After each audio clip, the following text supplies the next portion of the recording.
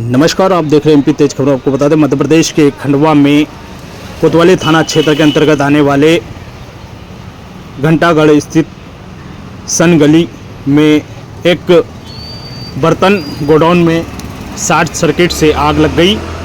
आग की लपेटें देख लोगों की काफ़ी भीड़ लग गई। जब वहां पर लोग पहुंचे तो उन्होंने देखा कि वहां पर चिंगारी निकल रही थी, जिसके बाद काफ़ी देर तक धुआं निकलते रहा। मौके पर लेट फायर ब्रिगेड पहुंचने पर क्षेत्रवासियों ने अपने प्रयास से आग बुझाने का प्रयास किया।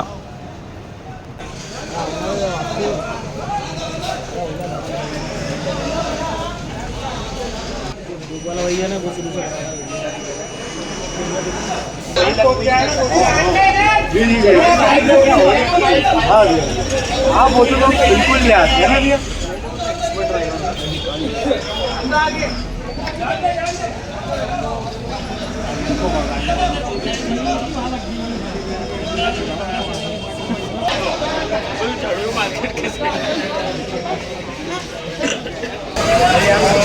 बहुत ज़्यादा लग गई भैया पूरा यार